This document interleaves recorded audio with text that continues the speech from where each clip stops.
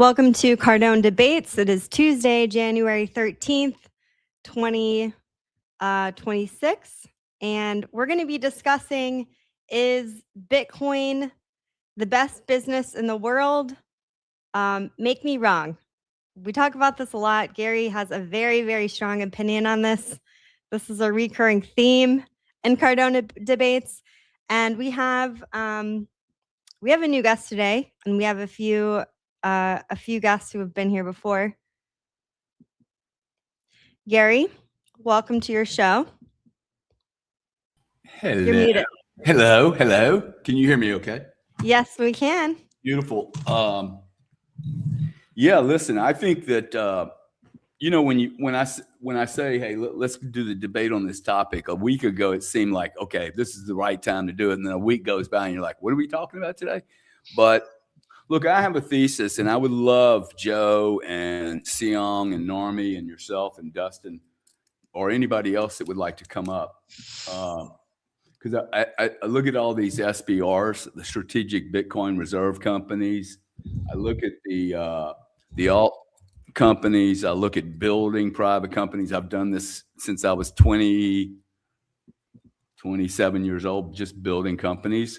And the more I look at Bitcoin, I was with Scott Melker about a month or two ago. In fact, I'm going to see him tomorrow, and we're going to do some a conversation. But I was walking him through my thesis that Bitcoin is for a private family, for a young woman your age, most certainly, for a 20-year-old who is confused and lost about what they should do. I think Bitcoin is grossly misunderstood. It's only seen as a commodity. And I look at it and go, wow, I can't build a business that affords me the luxury of a 4 to 8 year exit. 4 to 8 years, okay? I have never exited without hooks in my very soul from a business in less than 8 years. In fact, I don't think I've done one in 8 years. My first one took 17 years. And my exit was so well timed, I was worried for 2 years that I was going to get a DOJ letter. And that was from a company that was private and would go public. So people that say you can't make a lot of money in young life working for other people, that's just not true. And because I hear too many people trying to make $500 bets turn into 500,000. And first off, $500 bets aren't ever going to do much of anything because it's not enough money for to even care. If you lose 500, the end of the world is not there. But if you lose 50,000 or 500,000, that's a very different story. And popping around just buying these companies thinking that another group of people is going to make money for you when you can just buy Bitcoin. And so I would like everyone to go against me in any way they can, whether it's not diversified, whether there's risk because it's a commodity, it's too volatile or whatever. I am convinced that it is far better to build your own knowledge base and career. And while you're doing that, also have this Bitcoin business going on that doesn't require massive amounts of it has no operational risk whatsoever. You don't have to have an economics background to do this. And every family I know has investments and assets, and they all say, hey, I wish I ran my own business. Like, well, go run a Bitcoin franchise, which is collecting Bitcoin. If it's good for Michael Saylor at some point, if it's good for all these 200 companies that put Bitcoin on their balance sheet, if you bought that thesis, my thesis is far superior to have your own family Bitcoin reserve, the FBR. Okay, and you don't have to worry about going public, but it's the FBR, and it's like having a franchise that does not require maintenance, insurance, people, contracts, hooks into you forever and ever, or hurricane risk, or staffing risk, or zero human error risk, and no legal issues. Whether it's geo-legal or, whether it's in Colombia or whether it's in the United States, there's no, you can move around. You're not stuck to, oh, I'm in the oil business, I have to live in Dallas or Houston. So that's my opening. Everyone can take a shot at me. You know what I'm going to say here. But after doing 5, 6 businesses, like it's a no-brainer, an absolute no-brainer to me that people start to look at this differently. Scott was like, dude, you should go on a speaking tour and pitch this, write a book and do the whole, and I'm like, why? Me having more and more Bitcoin, like I'm trying to pick up 50 to 70 Bitcoin right now. Me having more Bitcoin is a business, dude. If I was going out every day mining my ass off in gold mines or silver mines, today would be high. Oh, Gary's doing the silver mining. Yeah, dude, I can kill myself. Go out to work every day. I won't have another business, by the way. I'll just be mining silver and killing myself. And one day, if the price of silver doesn't go down, maybe I'll get rich. But I'm going to have a lot of heavy equipment, a lot of people, right-of-ways, government contracts. The regulators can come in and go, ooh, you're silver mining and next to a river. The frogs of Egypt are going to die because you're doing silver mining. None of that's going to happen on Bitcoin. So especially that I'm not mining. I'm mining fiat. I'm working 80 hours a week mining fiat, and I'm buying Bitcoin. So I'll end there. Okay. Well, I'm going to bring up the rest of the guests. We're all going to be debating against Gary, even though a lot of people here obviously are pro Bitcoin. But Dustin, you've run a lot of businesses. So what do you have to say about this topic? Gary's not wrong that building a business is a bitch, right? Like, yeah, I've often heard Gary talk about, as soon as there's an HR department, I'm out. And I've always appreciated that, having built several large businesses and sold them, and other organizations. He's not wrong about the financial sense if you've got a big enough nut for it to make sense. But I'm going to go back. I've made this argument many times.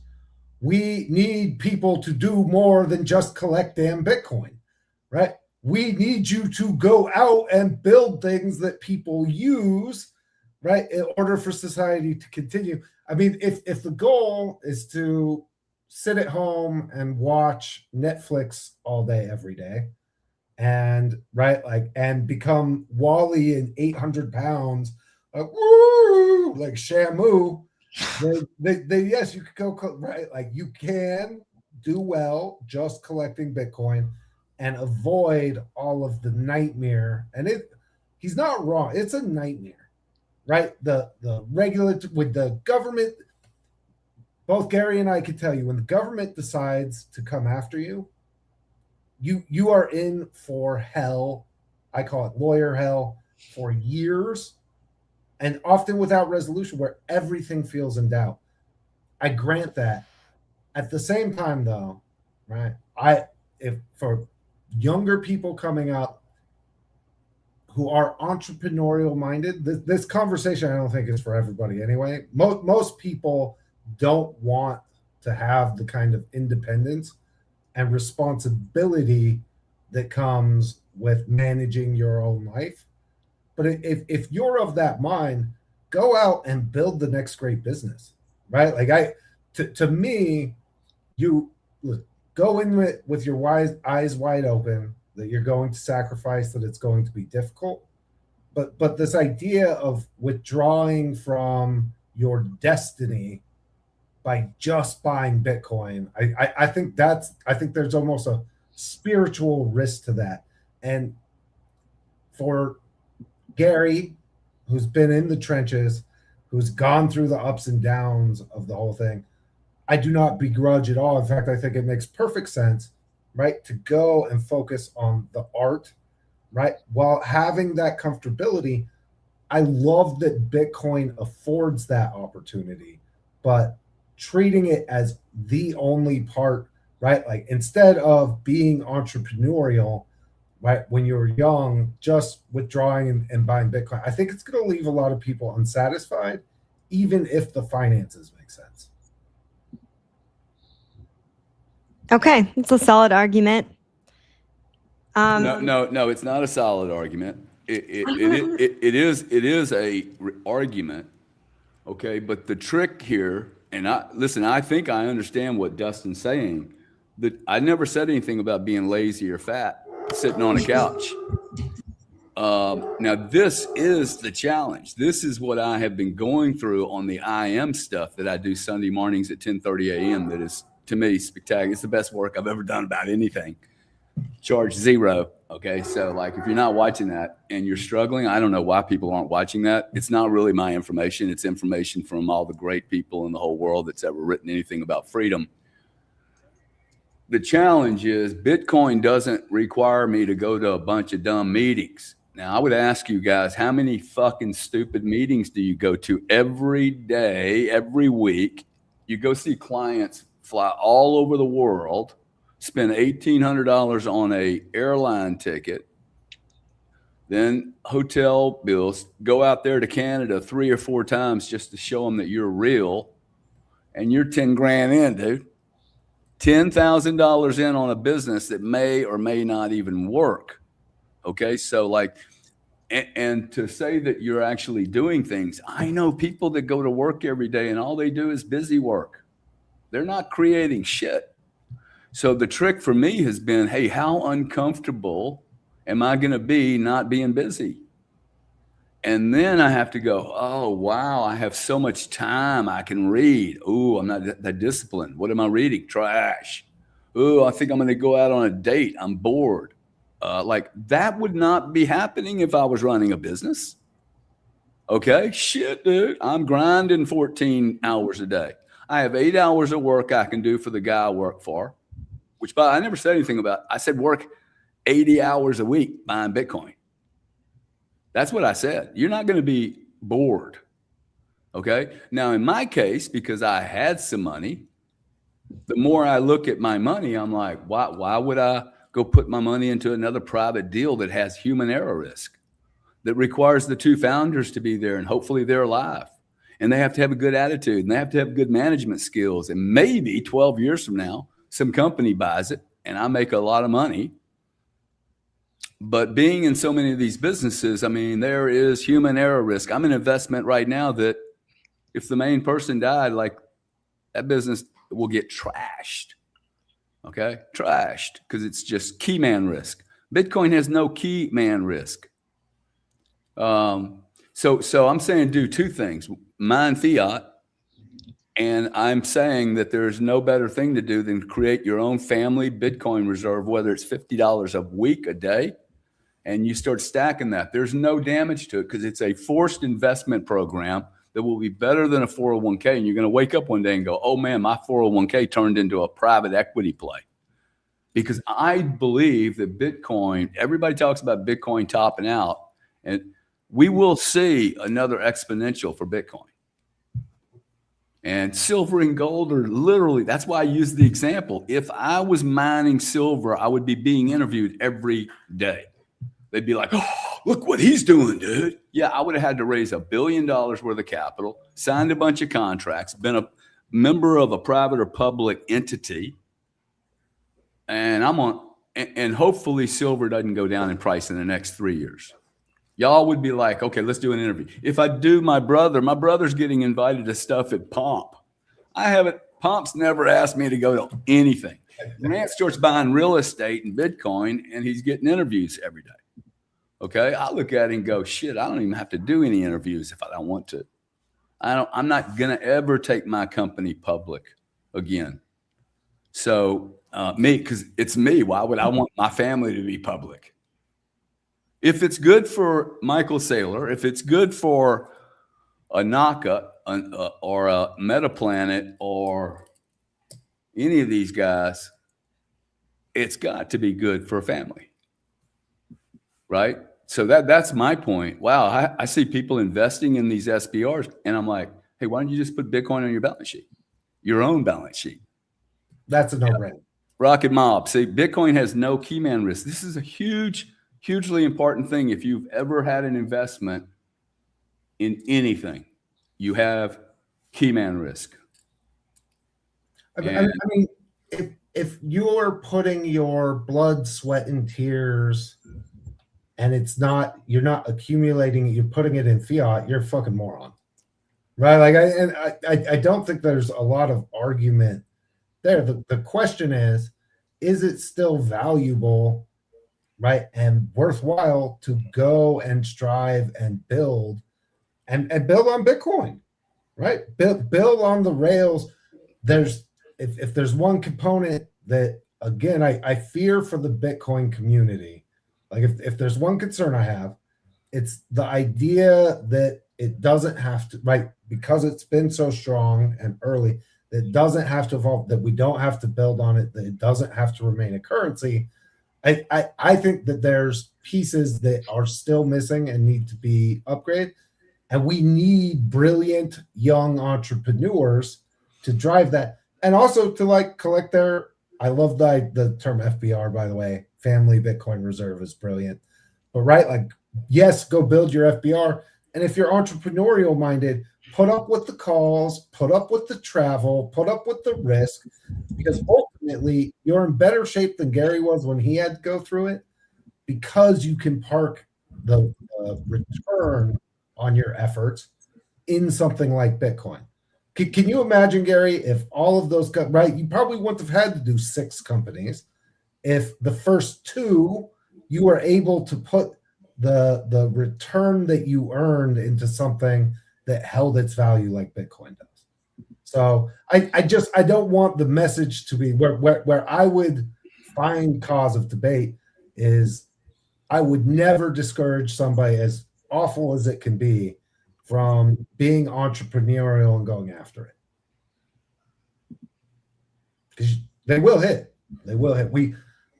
Well, no, that's not true necessarily. I mean, the risk of building a business of your own is extreme. Okay, like you know, there's more NBA football and there's more. I don't know shit about sports, but if we think in terms of sports, I mean, you're more likely to be an NBA super athlete than you are an entrepreneur that exits. Now, there have been more billionaires made from these, but that's the only story you hear about the guys that really cracked it. Most people fail at these. It destroys their business. I see families that they didn't even see their dad for 20 years. So all I'm saying is the more I look at it, the most holistic business I can build today. But you keep going back to, hey man, what are they doing with their creative time? Well, now that is very interesting, okay? Because you're saying that Bitcoin has so little requirements of what to do things, to push things around, that now you have all this time. That is exactly my point, man. It frees your time up to go do something else. And if you want to build a business, awesome. If you have that itch, you're going to have the itch. And I had the itch until I looked at the returns and went, dude, maybe I need to have the itch of discovering something else about me instead of just another business and another bunch of dumb meetings. Let's go to somebody else and see where they fall. I think it's an interesting discussion, and to not consider it in your life plan, even if it's a remote idea, to me, it's silly for Dana at 34 years old not to look at this and go, oh, wow, this is a real business. People just don't look at it as a real business. Joe, what do you think, Joe? If it's good for Michael Saylor, is it good for a family? It's unquestionably good for a family, right? And I think one of the more interesting things is that the big benefit that strategy had was its cost of capital. And it still has the tremendous benefit of really low cost of capital, its access to public capital markets. One of the really intriguing things, and I'm curious about your guys' thoughts on this, is this idea of capping credit card interest rates at 10%. So we all know that Michael Saylor is obviously selling equity, and he has these preferred stocks in order to go and buy Bitcoin. One of the more popular ones that he's offering is Stretch, 11% dividends annually, paid monthly. If we cap credit card interest rates at 10%, then that means that your effective financing you could use to acquire Bitcoin is actually now lower than one of MicroStrategy's preferred stocks. And so essentially, you can run the exact same playbook that Strategy is running at the individual level for your family, right? meaning arbitraging between this 10% cost of capital that you have and Bitcoin's historical growth rate. Over the last, let's take a look here. And I know this is supposed to be a debate, but this is something that I hugely agree with. And so it's tough to take the other side and kind of steel man the opposite side. But over the last 5 years, 20% per year for Bitcoin. Over the last 6 years, 48%, 59% over 7 years, so on and so forth. And so long as you're buying at a decent level, which right now, as we were talking, Bitcoin had a huge short squeeze. Now it's above $96,000. You're going to be above your cost of capital most of the time. And so if you can stomach it, that presents an option to most families. But Dustin, I totally agree with you. Gary, what I thought you were saying initially was buy Bitcoin, do nothing. Buy Bitcoin, do absolutely nothing. Don't work, don't this, don't that. And there's Dustin, you brought up the spiritual component. Everyone needs that purpose. Everyone needs some sort of drive to get them out of bed in the morning. For a lot of people, it's building. For other people, it's providing. For other people, it's both. Whether, we're talking about an entrepreneur who really is driven to build something, to build a company, or somebody who's more than willing to go to work, clock in, clock out, and come, home to their family. We all have this itch, whatever it may be, to build or provide or do both. And so what I thought you were saying was buy Bitcoin, do absolutely nothing. Because then the question becomes, well, where does the money come from to purchase Bitcoin? But now that you've clarified, and Dustin, you did a good job in clarifying, I fully agree, right? I fully agree. I tend to think that one of the things I do believe that I do disagree with is that most people, and I don't know if this is an opinion you hold, is that a lot of people can be entrepreneurs, or most people can be entrepreneurs. It requires a specific kind of person to be. This is my point, man. Very much. This is my point. Very few people are built for it. Mm-hmm. Exactly. Right. And this takes everything out of the machine that is risky in building a business. It's not present in Bitcoin. Look, I compare this to a Popeye's fried chicken, a KFC, a McDonald's, which, by the way, I would never own just ethically. I could not own that company ethically. Okay. But think about, you want $2.5 million for a McDonald's in a shitty area. So this is my point. Hey, you got $8,000. You can start packing your franchise. And don't tell me you can't make an extra $8,000. That's ridiculous to tell me that someone can't make $8,000. I'll pay somebody $8,000 to come and just take care of some trees for me this weekend. And there's so much business out there. All these immigrants leaving. Where do you think who's going to mow their grass, dude? Go mow the damn grass. Okay. If you're bored on a Saturday afternoon. I'm not talking about unplugging. See, I'm learning something right now because of Bitcoin. I'm stacking Bitcoin as ferociously as possible. By the way, I don't think the credit card thing, I think that's bullshit. You're not going to make Visa, MasterCard lower their rates. That's not happening. And if it does happen, there's going to be a huge credit contraction because all of a sudden they won't have lines of credit available for like more than half of America. So, oh, dude, there'll be so many suspensions on credit cards. It'll be amazing. Nobody's going to take that risk for 10%. It's ridiculous, dude. I'm not taking Billy Bob's credit risk for 10%. I got a note out to somebody for 8%. I think it's grossly underpriced because, they could die. They could fault. They could steal. They could go crazy. They could get bad drugs one night at a party. They could run into the wrong manager. There's just so many things that can happen. I will, just for the sake of debate, while we get somebody else on, I'll just throw this out. If you're spending 80 hours a week buying Bitcoin, you're probably going to lose all your Bitcoin. Just saying. I've watched plenty of people who think they're going to trade their way up, who manage to trade their way down, which is right. Like if the argument is, listen, you could buy Bitcoin, that frees you to go chase your spiritual life, your artistic life, right? Your business life, your productive life. I'm all for that.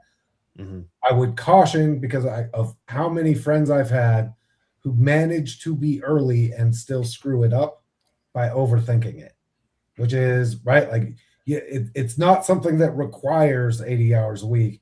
Like, buy it, hold it, wait for years, get your return. So I would not. It's I think that's the advantage we're talking about, right? Which is when it frees your time to pursue other things. And for that, it's really a blessing. Yeah. It's being the superior store of value that it is. It makes it so that you can bring those dreams that you may have otherwise had, in retirement, 65, to much sooner in the future, right? If we're talking about the average annual growth rate of the S&P 500, 7 to 9% for the last several decades. If we're looking at Bitcoin, comparing it, it easily 3 to 10x is that over multi-year periods. And so it's kind of this beautiful set it and forget it tool where all of these invisible hidden forces that seek to kind of destroy your life force, destroy your energy, take away your wealth, through taxation, through inflation, et cetera. You don't have to worry about those things because you have this monetary instrument that's perfectly designed to hedge against those. And so you could focus on the things that really matter instead of worrying long-term about what am I going to do? How am I going to send the kids to college, whatever it may be. You can bring your desires into the here and now instead of waiting for them. That's the power of Bitcoin. Looks like you're muted, Dana. Gary, thank you. Gary, if you're using 80 hours a week to buy Bitcoin, what would be the best way to do that? Well, I didn't say that you were doing 80 hours a day to buy Bitcoin. I was saying that no one works. Anyone that speaks to me about not being 22 years old or 32 or 42 or 52 and says, hey, I can't start over.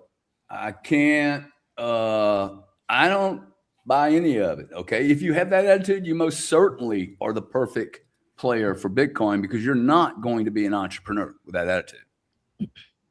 Notice what somebody said. Hey, the creative itch, the entrepreneurial itch, you either have it or you don't have it. Most people should not run their own business. 99% of the people should not run a business, man. There are more followers than there are leaders. It's okay to be a follower. I was a follower for 17 years, man. I had to learn my shit.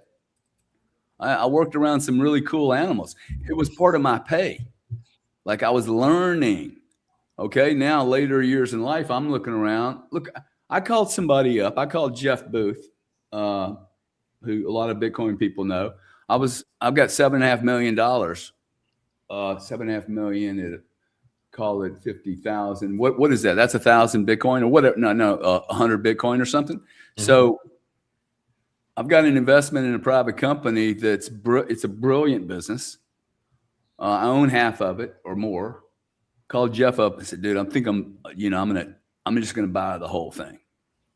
I'm going to put Bitcoin on the reserve, but I'm going to do it properly. And this company is going to be awesome in 4 years. And he said, you're going to lose money relative to my options and you're going to lose your mind. Okay. Because I don't want to do it, but I could supercharge it, this business, if I want to do all the meetings. But guess what I'm not going to do? I ain't going to be doing this art, which I find interesting, which I'm probably going to end up turning into a business. It will be funny. It too will turn into something, but it's allowing me to focus. Bitcoin is allowing me to focus on, oh, wow, I need to read more. See, if you're going to do this, if you're not going to be disciplined, well, then you're not going to stack Bitcoin. I don't understand what Dustin's saying. You're going to lose all the Bitcoin. I'm talking about working my ass off in whatever field it is. If you do 80 hours a week, you will become a genius at it. I think he was talking about the idea of trading in and out of Bitcoin. Oh, that's crazy. Okay. Like less people are successful traders than there are entrepreneurs. I know 3 men on planet Earth that made a shitload of money trading their whole lifetime. And by the way, I know 0 who didn't have a colossal 2 or 3 years down. Colossal. Like embarrassing colossal, including myself. Because shit happens. See, I mean, you can't predict all these, especially commodities, and especially in this world. Like imagine owning a Popeye's fried chicken right now, knowing that you're getting all the FDA heat you could possibly get right now. You're going to have a boycott from America on bad food and probably not even chicken or hamburger. Right? I mean, I would be terrified with the risk. Imagine being in a pharmaceutical company right now. and you woke up and go, oh, wow, dude, I'm participating with COVID-19 vaccines with my investment. Well, that's awesome, dude. You just keep it up. Or you could go buy some Raytheon stock and sit there forever and ever, right? So I'm just saying that this is a business, man. It is a franchise that has a massive marketing team getting bigger that you don't have to pay monthly premiums for. You have no insurance. Oh, by the way, this is better than having a life insurance policy for your family. I have a $52,000 life insurance policy from my State Farm that my mom gave me when I was 18. $52,000. What a waste of money. It was worth 52 grand when she gave it to me, and it's worth 52 grand a day. What would Bitcoin have been worth? That's a fucking insurance, dude. So I'm not buying insurance anymore, right? I'm going to just collect. If you believe in insurance, you should look at Bitcoin. Most certainly. Who's next? Who wants to hammer? Who tells me I'm wrong? All these young guys want to do a lot of work, so maybe somebody else can come up with a why not. I'm going to bring Song up next because he might have a nuanced perspective. Can you give us a background? Song hasn't been on here before, so can you tell us where we can find you and what Song, you do? Unmute and tell us who you are in your orange hoodie.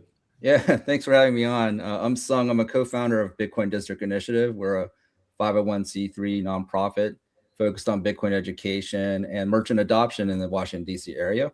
So you can find out more about us at bitcoindistrictinitiative.org or givebdi.org.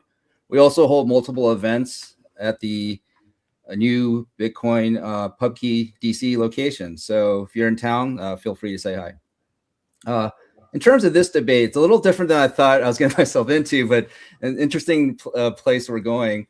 I do think one thing to note more from a higher level perspective, if you're trying to create a society, it's really important that people create value for other people, right? Because if you don't do that, then why do you have a society, right? You need to have incentives for people to actually want to create value that other people need or want, right?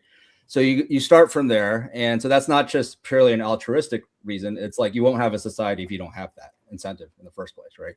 The other thing I think, Gary, I actually do agree with you that especially if you're successful in something, you might have excess capital that you accrue. And then people get into danger when they go into things they don't understand, right? So that you see lots of examples of this. And so the bigger question would be, well, maybe you should stick to what you're good at that provides value to society that other people want. But if you do that and you create excess value, where do you store it?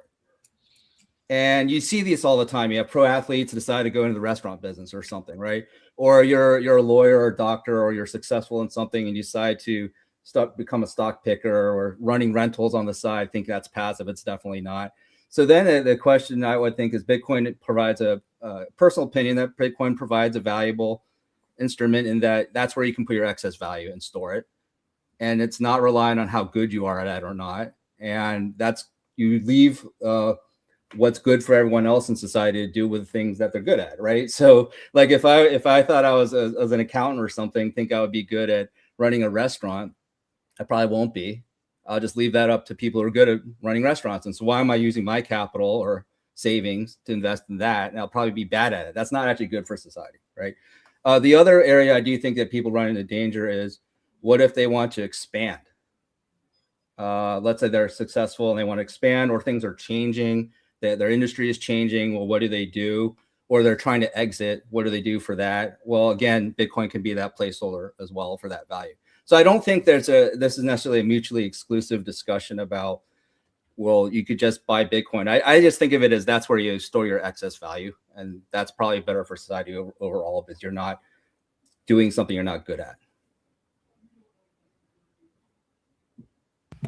See, and I would say that it is my primary investment vehicle. It is all I'm saying is that if you ever in the Bitcoin community ever got excited about what some of these 200-300 companies are doing, that if you were to look and compare building and running a business and all the risk associated with it, and just buying Bitcoin and being disciplined to find your whatever your deal is. Like if your deal is to build software solutions, awesome, dude. Build software solutions and you charge enough where you get 10%. I mean, if you guys aren't building a business and then grabbing some cash and putting it in your bank account, you're not building the business the way I build them.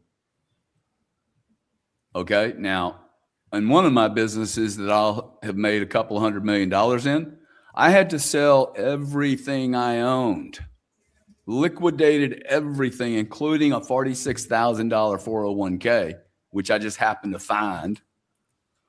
And because I was never worried about these savings programs when I was building companies. I was like, dude, I don't rely on anyone else. I don't trust that anyone else is going to bring home the bacon. They don't, man. And all these businesses, 17 years to exit one. Okay, my brother, if he lives to be 100, he'll be in this Bitcoin public entity for a long time, dude. I don't have to have that stress. And by the way, do I really want to go to New York 32 times to meet with a bunch of slimy bankers? Entering into contracts that I do not even understand. If you're successful building a SaaS model, you'll end up with a client that is so large, they move you around like you're going to get on your knees and give them a blowjob every day because you're terrified to lose them. Okay. And then the sponsor that got you into the bank or into the business in the first place, he leaves to go on to move his career. Now he's running Coinbase or something else, and you lost your sponsor. And the new guy's like, well, that wasn't my idea. I'm not going to do this. And then you got to start all over. If you're lucky. And I've been through every one of these events, okay? Every one of these events. All I'm saying is that you can come work for me and make 120 grand a year, right, Dana? I do not pay anyone less than $10,000 a month because I know I'm going to have a problem. That's just me, okay? I'm not saying that's right. I see a lot of people go, no, you're going to earn every dollar. And I look at it and go, wow, 100 grand, man. I just buy, if I can afford a staff for 10 grand a month, I can afford to buy Bitcoin. Plus now AI, all you builders, dude, you're doing AI. Every time you add AI and you reduce your head count and you reduce your overhead, you should be smashing that fuel into another vehicle.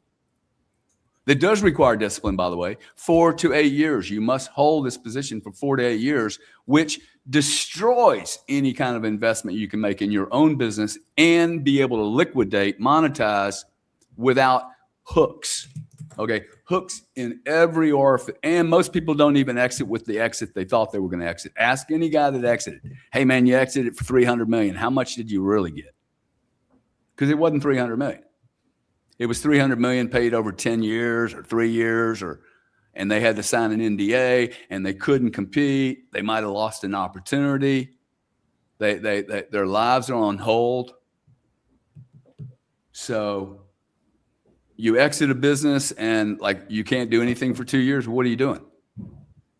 Are you walking around in Vegas gambling and doing hookers? If you are, then cool. You're just going to go do that anyway. I mean, that's not about what I'm saying. I'm saying that it's at 34 years old, someone not looking at this and just saying, okay, I'm going to go and build another business. I'm like, why would you build another business? Just do what you're doing that makes money, but multiply it. Multiply the time you're spending. I don't think people can be great at 4 things. I can't, dude. Like Elon Musk doesn't have much of a life. I mean, hey, you don't want to be me. Okay, so I'm not qualified to be Elon. So, like, I don't know why people just don't stick their nose into what they really know and they become freaking awesome at it instead of diversifying their skills. I'll do a little of this. I'll do a little of that. I'll do a little of this. Well, guess what? You're going to just be doing a little of everything, and you're going to get crushed by somebody just doing a lot.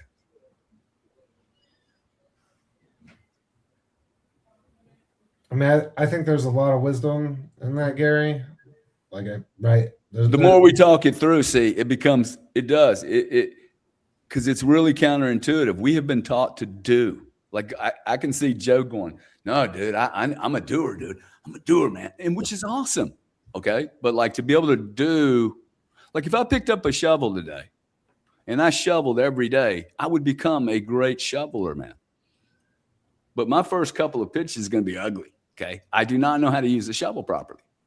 But I see people with machines that can fold a t-shirt with that machine because they've done it over and over and over and over again. To me, that's really, really cool. Now, it's stupid. It's a stupid analogy, but it's absolutely cool. Now, I would rather be brilliant at two things, and Bitcoin affords me to be brilliant at least at one thing, which is whatever I like to do. And there's no minimum on this franchise. It's $80, $800, 80,000. Like that's the other cool thing. Anyone can come play the game. No employees, no payroll, no HR, no inventory, none of it. Keep going, dude. It's so many. Oh my God, there's so many. Not one of you people understand the agreements you've signed and all the deals you've done. Okay, you don't. You do not. There's a comma that somebody left off, and in a law room, dude, they'll make so much hay out of that comma. Lawyer hell. We have a couple more guests. I'm going to bring Mike up. Mike, can you tell us? You've been on here before, but can you tell us your background? Yeah, and he has a lot to say about this topic. So I'm gonna let you give your background. Sure. Yeah. Good to see you, Dana. Gary as well. Thanks for having me back on. It's been a while. Yeah, I love this conversation. It's fantastic. It really gets at, I think, the essence of Bitcoin itself and what it allows people to do. Yeah, my background is I was in IT, sysadmin for a long time. That was my career until about a year and a half ago when I decided to leave it and explore better pastures. But I found Bitcoin, back in 2017 and didn't know much about it. But then as I learned more and just got more invested into the space, it became pretty clear to me the value proposition of it and how it changes lives truly. It kind of made me start thinking, about my life long term, 10, 20, 30, 40 years, that my goals in life. And, the conclusion that I kept coming back to was, I felt like all of my time was getting taken away pursuing a job and a career and having to make a living, like most people. But I found myself valuing my time and having the optionality of what I want to do with it more so once I found Bitcoin. And, as I took that journey further and further, it just solidified my mind that the most important thing to me is the only thing more scarce than Bitcoin is our time on this earth. And, you want to maximize it doing the things that you love with the people you love as much as you can. And I think that's what it's about. And, ultimately this conversation kind of becomes a philosophical one, I think, with how you view Bitcoin and just what you decide to do with your time and your energy that you're given. And, a lot of great points made by everyone so far. I've been listening for quite some time, but, the point about how do we choose what to do in our life? Gary's talking about pursue the things that you're really good at. Yes. And a lot of people spend a lot of time or most of their time just trying to figure out what it is that they want to do. They get up every day, they go to a job, they give it away their time. And then they, the weekend comes and they just kind of do nothing. And it's this cycle over and over and over. And what Bitcoin forces you to do once you understand it is you realize that you don't have to spend all this time trying to figure out what the next thing is that I need to do, this next business, this next venture. Do I want to trade here and there to make some extra money? It's like, no, the answer is right there. It's just put all your extra invested capital into Bitcoin and let it do the work for you. It's giving you your time back. And I see this a lot with younger people, early 20s, especially. They get into working and they have all this ambition. They have all this drive and motivation. They want to be the greatest at what they're doing. And they end up spending many, many hours, their entire life force pursuing these things that, can change on a whim. You can get fired at your job, your business, your market that you're in could change dramatically. and now everything that you've built goes, basically down, and you have to figure out, well, how do I climb back out? How do I pivot? I've been doing this for 5, 10, 15, 20 years, whatever it is. And then now I have to figure out what I have to reinvent myself. Right. And while Bitcoin is just sitting there the whole time, continuing to compound, continuing to grow, and you don't have to be an expert. You just have to understand the fundamental basics of it, and it does all the work for you. And so, to the overall business conversation, do you pursue a business? Do you pursue these other things instead of just buying Bitcoin? I think it really comes down to how well do you understand yourself and what it is. What are the goals you have with your life? Do you want to spend 17 hours a day pursuing your career and your livelihood and doing all that, or do you want to get time back and spend it with your kids, spend it with your family, travel? Everybody has to make that decision on what's worth it. And I think, Bitcoin at the center of it makes you question those things for your own life. And I think that's what the beauty of it is. And, do I think Bitcoin itself is a business? I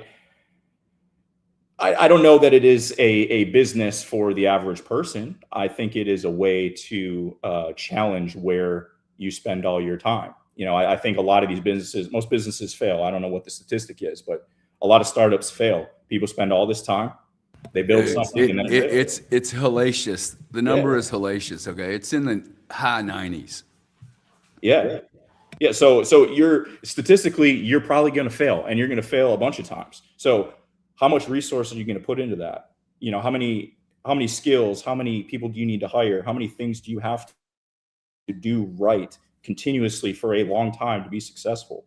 And I think what is really challenging these days is all the waste that's out there in people pursuing things, businesses that already exist 1,000 times over. You're just trying to be your mom and pop shops are great, but those struggle. And how much is it worth it to put your entire life force into one of those things when you could just put it into Bitcoin, let it grow, live your life, get your time back, and spend it where you want to, rather than this constant treadmill of pursuing the corporate life or the trying to make a living every day for your entire life. And I think at its core, that's what Bitcoin allows us to do, and challenges the status quo in life and this very standard way of living that people have done for 40, 50 years. So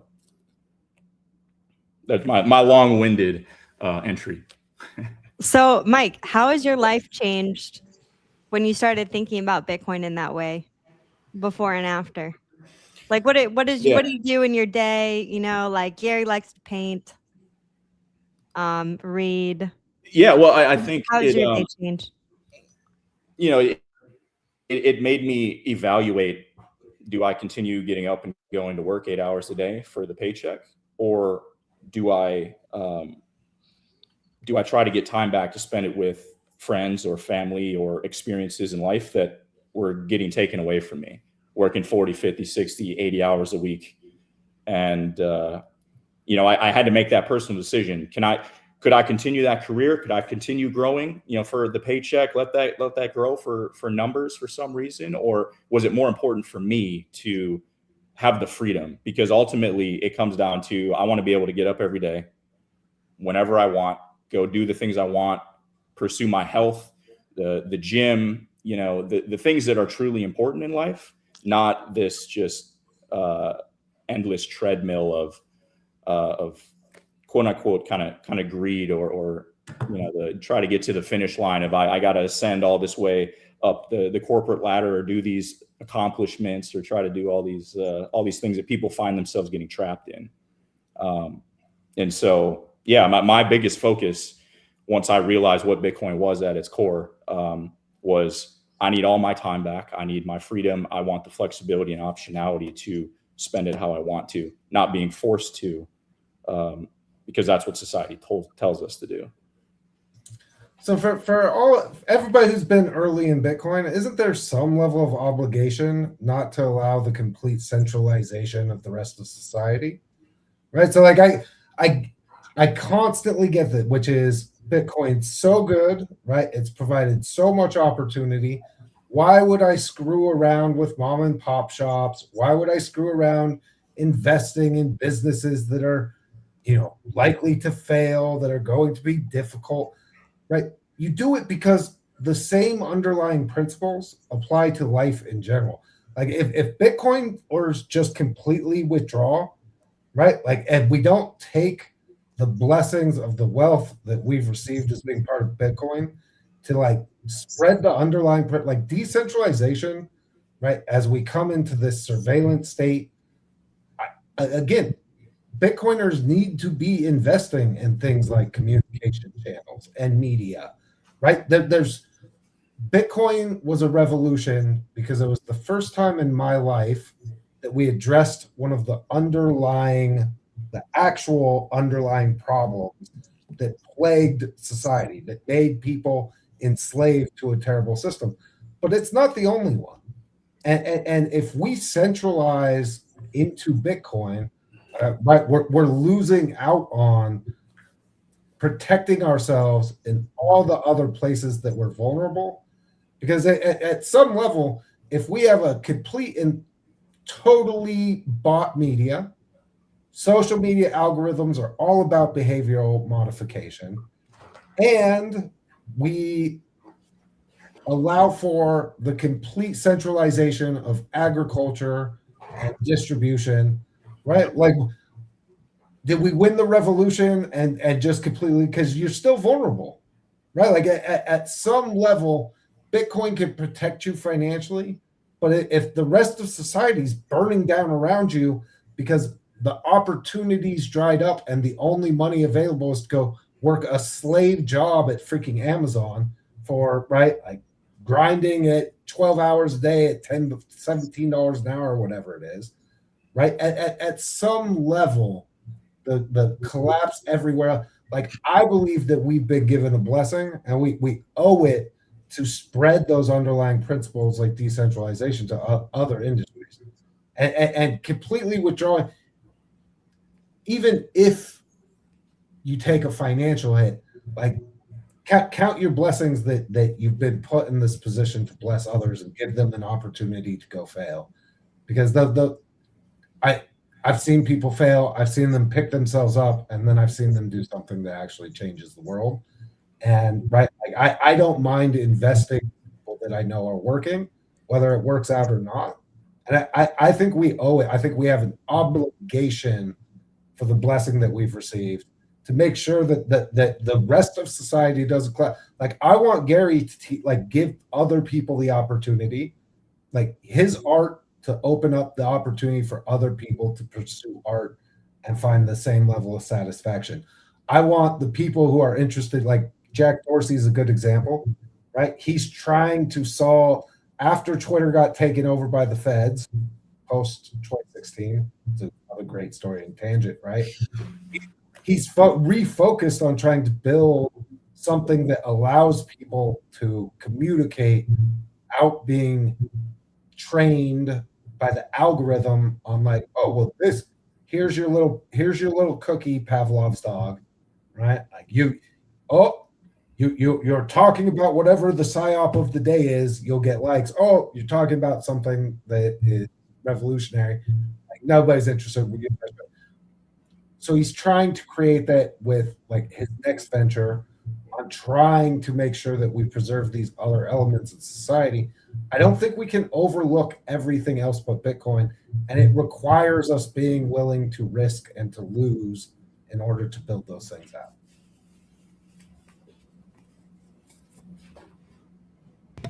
I agree with you, Dustin. And I think that gets at the core of, what I was saying is it gives people the freedom and the ability to pursue those things if they so choose in life, in a way that you really never could before. I have plenty of friends, people I know that, they get up, they go to work, they spend all their time doing that. They're so tired when they get home that they just sit on the couch, watch Netflix, then their weekends, they're doing everything else other than trying to figure out what their true purpose is and try to like do something awesome with their life. And it's just this constant week over week, month over month, year over year thing. And all of a sudden they wake up and their life's passed them by. And, I completely agree that if people understood that Bitcoin could be a way out, or if they just started thinking that, you get one shot at this life. So you might as well use it to do really cool things, try to make things better for people. And I think as Bitcoiners, in a lot of ways we do. We kind of have this obligation in many ways to take what we've been given, not without risk, or down, ups and downs, but we've been given an opportunity to really bring great things to the world in a way that not very many people can. And and I think naturally people want purpose. I wake up every day thinking about, what could I do? What thing could I pursue? And I'm constantly thinking about ideas because I just naturally want to do that. I don't want to just live away my life and do nothing. That's not the purpose. It's now I have the freedom to actually pursue those things and try to build something or do something great for people. And I think that's what it's about. And the discussion of, do people start a business or not? Again, that's where the purpose comes from. I think a lot of people do it for basically two reasons. They have to for a livelihood, or they're really passionate about what they're trying to accomplish. And you have to understand the difference between those and why you're actually doing it. Yeah, I think that's a really good point. Yeah, good point. We got somebody else down there, don't we? Don't we have we do. Norman? Shams, can you make a strong argument, even though you work in Bitcoin, Yeah. that Bitcoin is not a business? It's not the best business in the world. I guess you can you could say it's not the best business on the basis that it requires it requires users, it requires people to be involved in the network. Bitcoin without users, it's just another sort of protocol that goes unused. But sort of what. But Norman, we have 400 million supposed users. Cut that in half. Got 200 million users. That is a large addressable market. That is.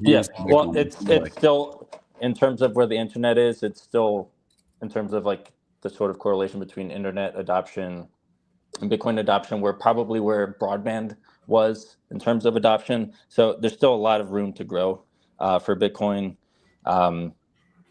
And we're in this sort of sweet spot where, it can be a hit or miss period, where, again, this is devil's advocate, where maybe, legislation isn't so Bitcoin friendly, right? And we go sort of stablecoin, central bank digital currency route, and a more sort of controlling censorship route.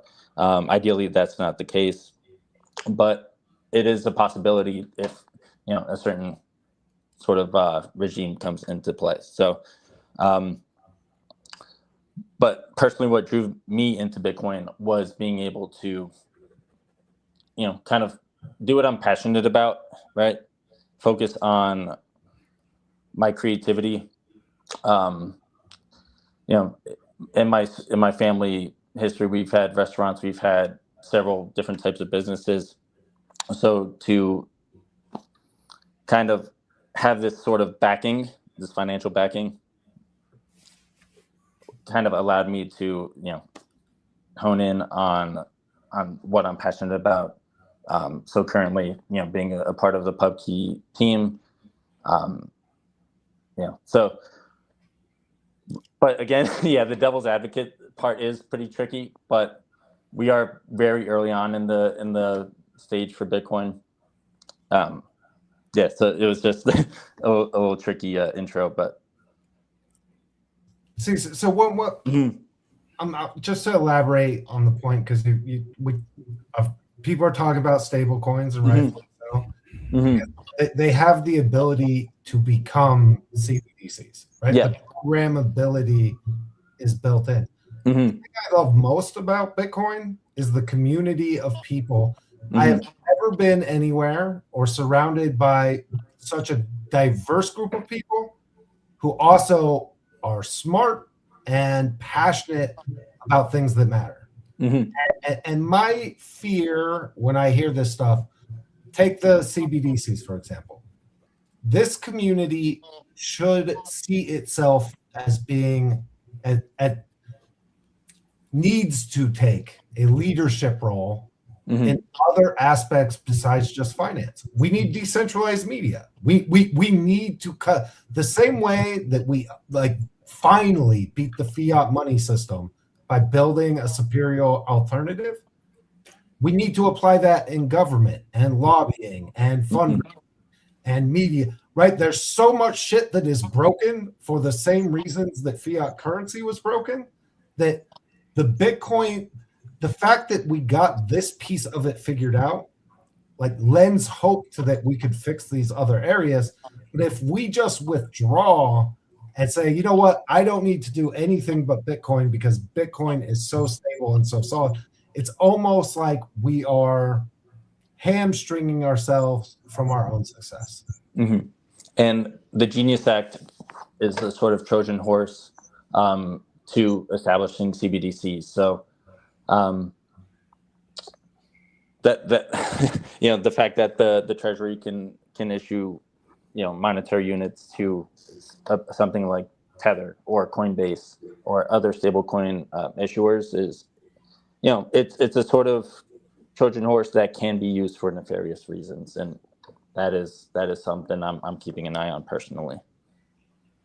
Right, but if the Bitcoin community started to flex their political muscles, Mhm. do you know how cheap these politicians are? Right, Yeah. like my background in politics, I can tell you, like they are cheaper than most strippers at like strip, right? Like and not like the nice strip club, like the down ho. Like you can get if Bitcoiners started to really organize, like the ability to stomp out things like the Genius Act and to bring around and protect like ourselves and not just ourselves, because I think Bitcoiners have created the escape for themselves, but it doesn't matter if every one of your neighbors is enslaved in a surveillance state, right? And their money is being programmed.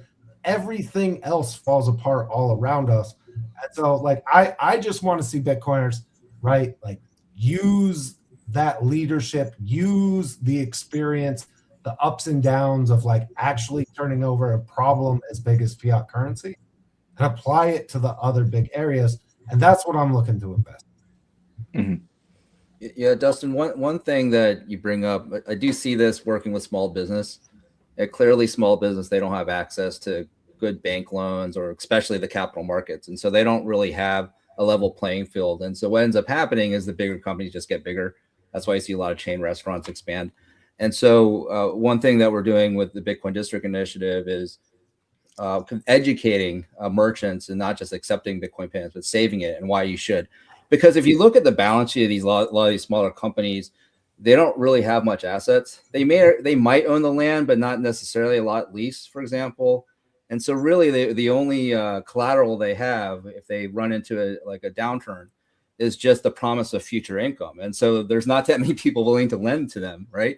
But if they had a hard asset or they can just squirrel away whatever they made that week and build up like Bitcoin and build up an asset base as collateral, it builds resiliency. So I sort of view it as a way to level the playing field to help. Because right now, I would like to live in a pure capitalistic society, but we're not really there. Because what ends up happening is if you have a bigger companies that just get bigger because they're access to fiat currency, but the reason why they're able to get so much cheaper borrowing and financing is because of fiat currency printing, right? And so to me, that's not a level playing field. So hopefully this could help level the playing field. And that's just, I know that's more of a finance angle, but that's just one aspect of why I think you start seeing concentration and growth. And I think it'll get worse when you have AI come into play as well. This is exactly my point, Song, is that, and I see people making comments about it's not money. I didn't say anything that it was money. When I build a business, it's not money either. It's either a service or something of value that I have to pitch, and I have to find my little space in the market. I have the ability for the first time in my life. Look, the world we live in is not a free market world. Every industry that you participate in is controlled by no more than 3 companies. And control, I mean 60% is shared between 3 companies. Once 3 companies own 60% of the market, it is controlled by that oligopoly.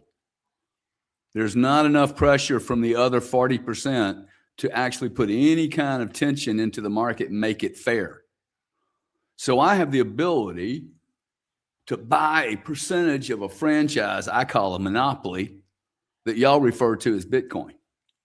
It's a monopoly, man. It's a monopoly, and I'll never get a DOJ letter over my participation in a monopoly because they're not going to like this monopoly. They love Visa, MasterCard's duopoly. They love the big pharma, and watch what's going to happen. You're going to have 4 companies go bankrupt over all these lawsuits, and the big pharma world is going to like transform. I know people, like I'm surprised more people haven't brought up the volatility issue with Bitcoin as a gangster way of going, hey, you should not have that business. Well, if you own United Healthcare, big company that can't fail, they lost 48% of their stock in 3 days 4 months ago. And they're going to go through it again because it's a fraudulent company, man. Okay. You're going to see them writing prescriptions and not writing prescriptions and not paying out the insurance. And they're going to get sued forever and ever. The electricity companies are a cartel. Okay. The funny thing is the energy business is the most open market in the world because you can't stop oil.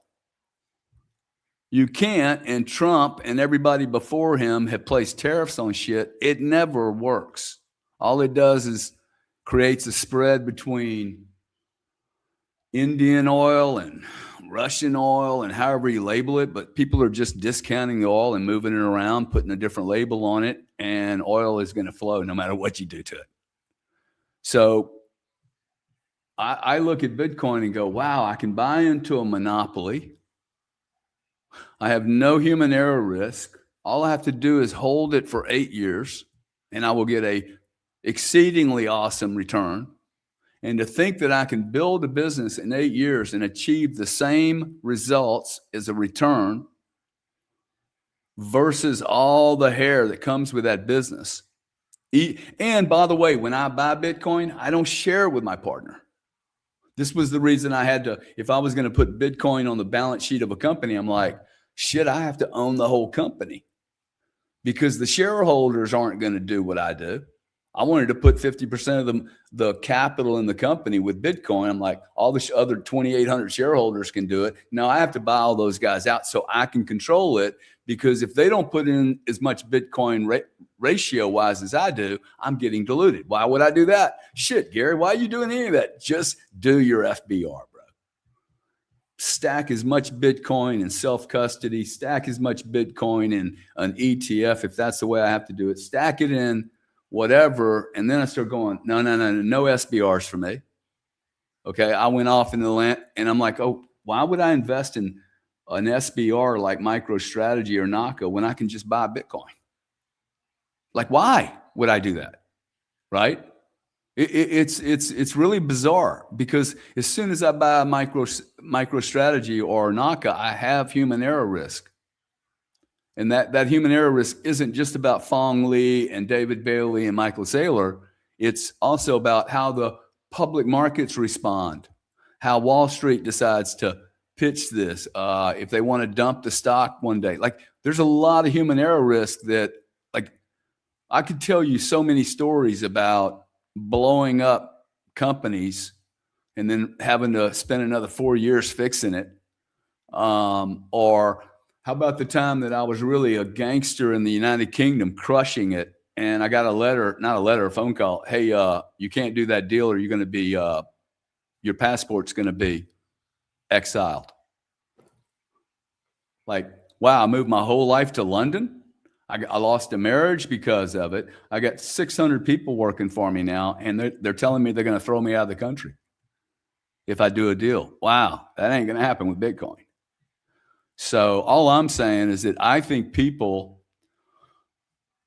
Well, I know people. Almost every whale has made this mistake. Almost every whale has made this mistake. In fact, I think every one of them have made it. I think so much money has been lost this year from smart whales getting too smart.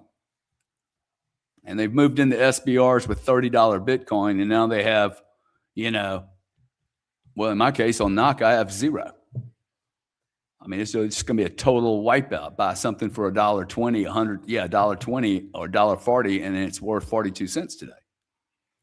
So like when I do that, I'm like, why did I do that? I could have just bought Bitcoin, man.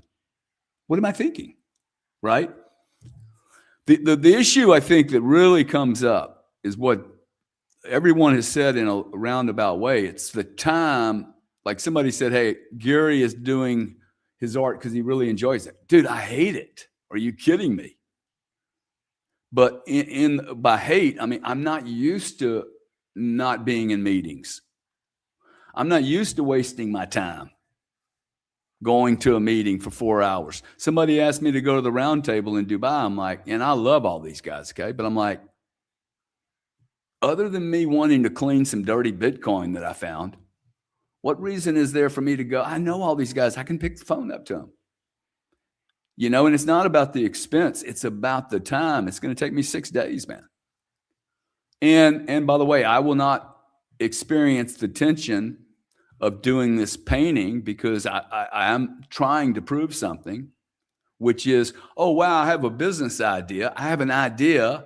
It requires me to commit to that idea. This has worked for me every time building a business. This thing may not be a business, but I have to be committed to the tension. Do you know how many meetings I have been to selling fraud or natural gas opportunities or crude oil opportunities or electricity opportunities, and would go to 13, 14, 100 meetings and then figure out, oh, wow, I'm pitching the wrong thing, and then had to deviate or pivot. So, and that's what y'all call volatility of Bitcoin. And I'm like, wow, dude, like it takes me 3 years to build a reputation in an industry. 3 years. Like you guys know me. You know me because, I spent money going to the Bitcoin conference. I started meeting people, right? I was spending money learning about this industry. And it was my investment. I can only invest in so many things. Look, one thing I do know for sure, concentrated investments, highly speculative, well thought through, risk managed investments is the only way people get super rich unless you inherit money. It is absolutely the only way you get super rich, okay? You build something. And by the way, between when you were building it and when you got all successful, there's a lot of shit that goes on. Now, did I learn a lot? Yes, I did. I learned a massive amount. But do you know how many people spent 20 years competing with me and they learned nothing? They're still working at Marathon. Okay, they didn't take the plunge. Bitcoin allows me to really focus a lot of energy into one or two areas. And I don't think anybody's going to bet against Gary Cardone if I go, hey, dude, I'm totally focused on this. Like who's going to bet? They're going to go, hey, if he's really disciplined, he will most certainly become a decent artist. Well, if you're really disciplined, right, that means I don't need to worry about what the stock price of Bitcoin's doing every day. You can't tell me what your private company, Mike, you can't tell me what that company you were working for was worth when you were working for them, right? You can't. Hey, when am I going to exit? Unless if you're the owner, you can't even tell when you're going to exit, much less when you're going to pay off the employees that have been working there for 3 years. And then Mike's like, I can't leave, dude. I got 3 years into this deal. Then I have 4 years into it. Oh, I can't leave. Hey, get another job offer. Well, he didn't offer me enough stock options. Stock options don't pay off for 3+ years. The vesting rights, like the more I go through this and just talk it through, it's like, wow, Bitcoin is absolutely unbelievable. Unbelievable, really, really, because it has no human error risk. I do not wake up in the morning and go, oh my God, they're selling opiates. Oh my God, they've just built a weapon to kill people, dude. Like I don't have any of those issues. Oh, the CEO got caught in bed with his secretary on TV. You remember that cat? Oh shit, I had an investment in Budweiser and Target, and they completely went rainbow on us. I own Enron and don't realize, oh shit, man, it's a monster Ponzi scheme. And everybody on Wall Street was like, you got to be in Enron. Okay. Now, what's the difference between Enron and Bitcoin? There is no Jeff Skillings and Ken Lay.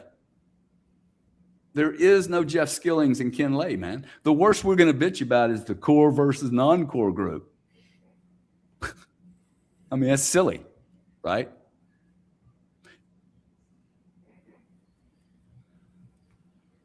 I cannot see another business that's better than this.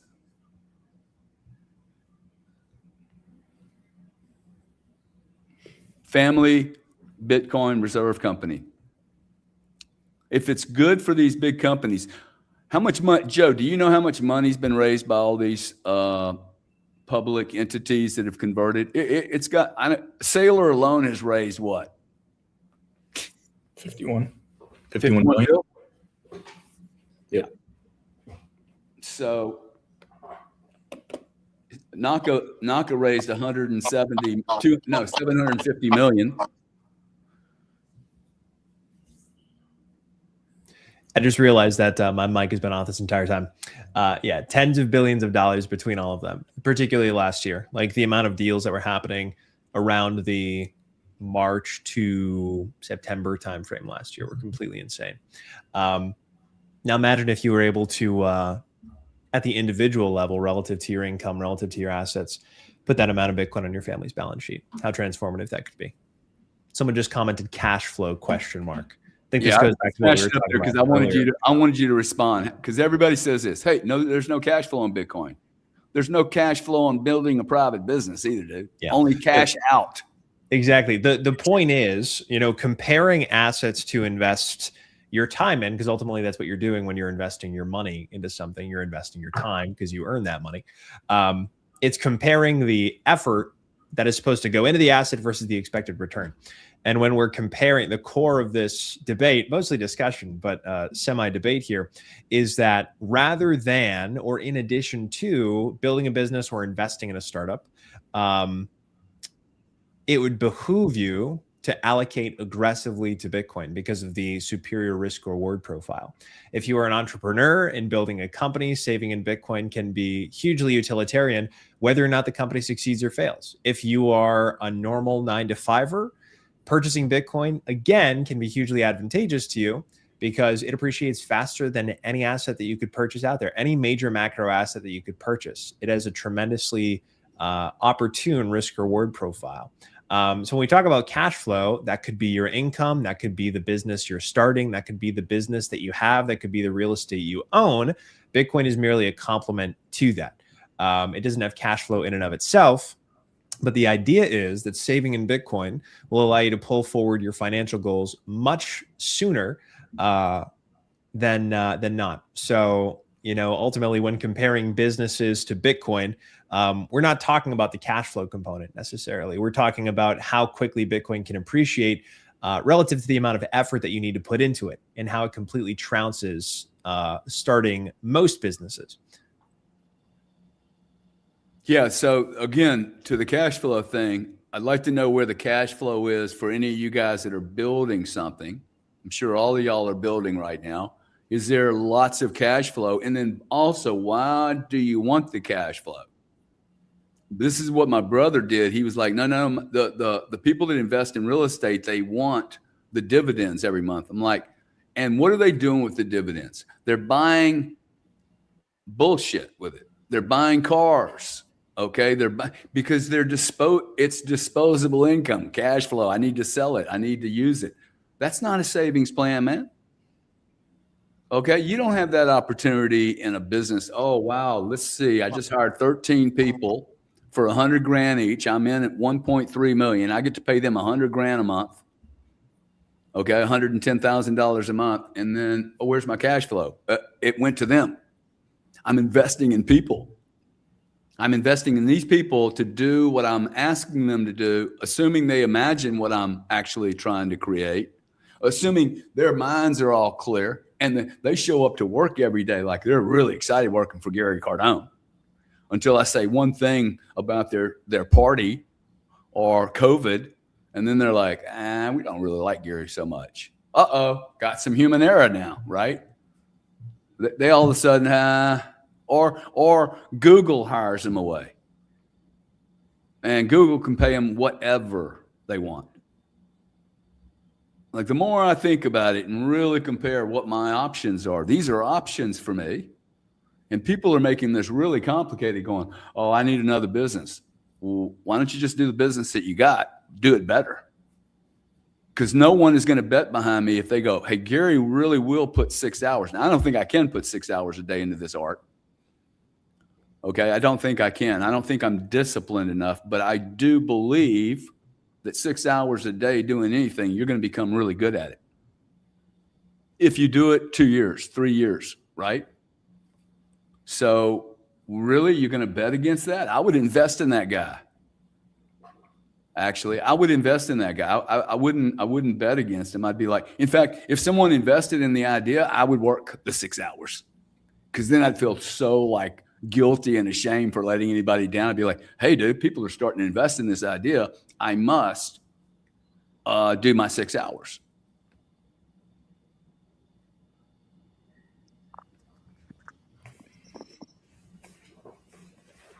You know, I don't know anyone that's gone to their deathbed and said they read enough books, or I read too many books. I spent too much time dreaming. I spent too much time imagining a great world. I don't know anybody that dies, man, saying, hey, shit, man, I really did not go to that job enough. You know, I really should have spent more time at JP Morgan. Can you imagine being Jamie Dimon? I think the longer Jamie Dimon stays at JP Morgan, the dumber I think the guy is. Because you would think he would be like, wow, dude, that guy's got everything. He has done one thing for 30 years, man. I would be so fucking bored. Okay? It's not JP Morgan. It's the Jamie Dimon show. So, to me, that's not a big creative thing. And by the way, there's going to be a lot more guys like me that are Jamie Dimon, and they're like, dude, I don't want to go do another event. And this is going to rip Bitcoin's face off, because the more people, look, I'm always early with my really weird thoughts. Every time I've made some money, it's been like, okay, I'm like 3 years ahead of people. Not that I'm ahead. I'm willing to go where my thesis takes me. And no one can give me an answer of why building anything is better than stacking Bitcoin. I mean, stacking it like you're building you're building a armory for your neighborhood.